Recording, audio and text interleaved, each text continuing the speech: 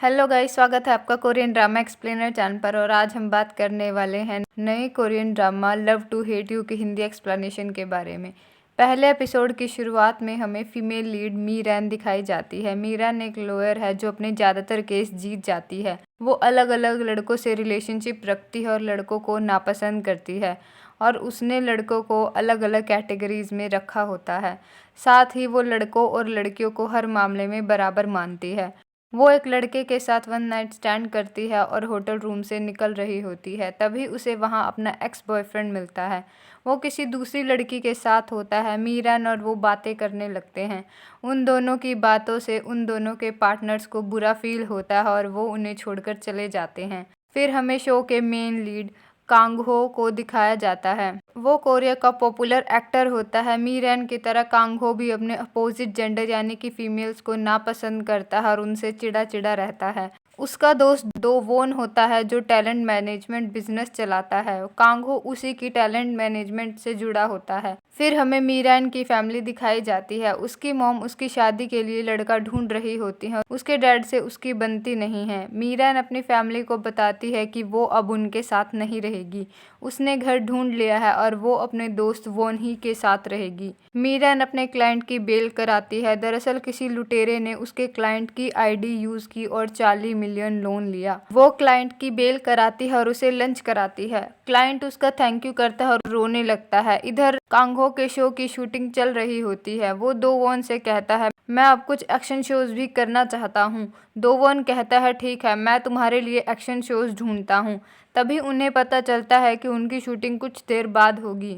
दरअसल शो की lead actress की वजह से उनकी शूटिंग रुक जाती है। दूसरी तरफ मी रैन के पास उसी क्लाइंट का फ़ोन आता है और वो मी रैन से कहता है, मुझे उस लुटेरे की लोकेशन मिल गई है। मैं होटल जिन-दो में हूँ। मैं उसे मारने जा रहा हूँ। ये सुनते ही मी रैन अपने पार्टनर से कहती है, तुम पुलिस को फ़ोन करके होटल जिन-दो में आने को बोलो। ये कहते ही वो वहाँ से भाग लेती है। इधर कांग-हो को पता चलता है कि उसकी लीड एक्ट्रेस एक सीन में मेकअप लगाने से मना कर रही है और असिस्टेंट डायरेक्टर उसे समझाने की कोशिश कर रही है। कांग-हो भी उसे समझाने के लिए उसके रूम में जाता है। दूसरी तरफ वो क्लाइंट होटल में पहुंच जाता है और उस लुटेरे को मारने लगता है, लेकिन उसके साथी उसका साथ देते हैं और उस क्लाइंट को पीट देते हैं। तभी मी रैन भी वहां पहुंच जाती है और उन सब की जबरदस्त धुनाई करती है। इतने में पुलिस भी वहां पहुंच जाती है और उन लुटेरों को पकड़ लेती है। इधर कांग-हो अपनी एक्ट्रेस को समझाने लगता है, लेकिन उसकी एक्ट्रेस नहीं मानती। वो कहती है, मैं मेकअप की जगह क्यूट फेस बना लूंगी। वो उसे फेस बनाकर दिखाती है, जिसे देखकर कांग-हो इरिटेट हो जाता है। वो एक्ट्रेस को ऐसे देखता है जिसकी वजह से एक्ट्रेस डर कर वहाँ से भाग जाती है।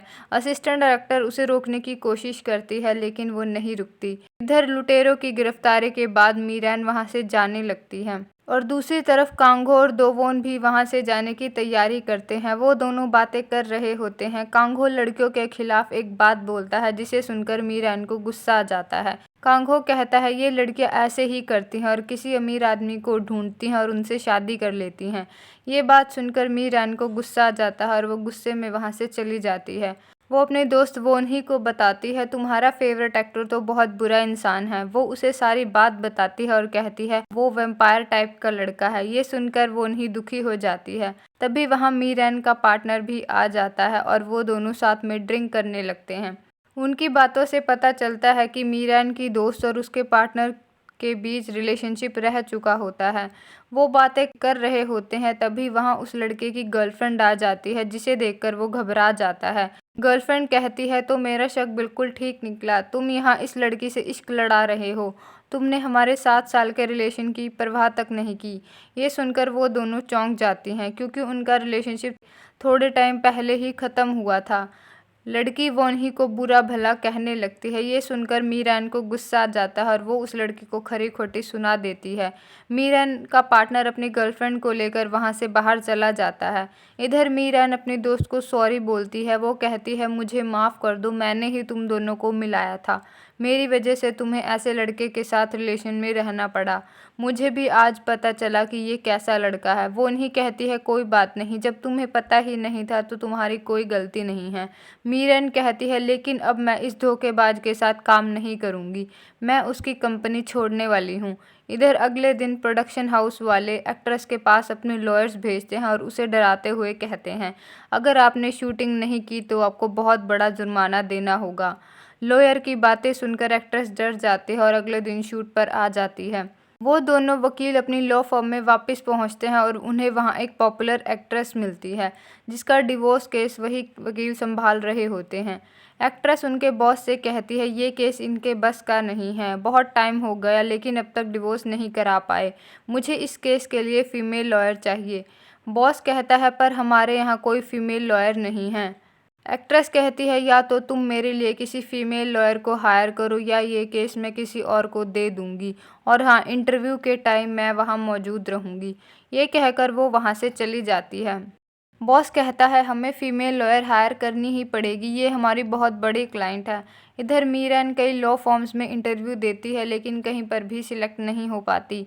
वो अपनी दोस्त के साथ परेशान बैठी होती है, तभी उसके पास गिल्मू लॉ फॉर्म से जॉब इंटरव्यू के लिए मैसेज आता है। ये देखकर उसकी दोस्त खुश हो जाती है। मीरन कहती है खुशी की बात नहीं है, ये लॉ फॉर्म सिर्फ लड़कों को जॉब पर रखती है, पता नहीं मेरे पास कैसे मैसेज आ गया। अगले दिन मीरन इंटरव्यू के लिए जाती है। वहाँ वो अकेली लड़की होती है, बाकी सब लड़के होते हैं। तभी वो एक्ट्रेस भी वहाँ आ जाती है और मीरन को देखकर खुश हो जाती है। मीरन सोचती है मुझे ये ऐसे क्यों देख रही है, सेलिब्रिटी तो ये है और ये मुझे देख रही थी। तभी वहाँ कांगो और दोवोन भी आ जाते हैं। वो सारे स्टाफ को लंच ट्रीट देते हैं और बॉस से मिलने जाते हैं। उनके रास्ते में इंटरव्यू वाले लोग भी बैठे होते हैं। मीरन कांगो को देखती है और उसे उसकी बातें याद आ जाती हैं। जब कांगो उसके सामने से जाने लगता है तो मीरन उसे पैर अड़ाकर गिरा देती है और कांगो गिर जाता है, और इसी के साथ एपिसोड ख़त्म हो जाता है।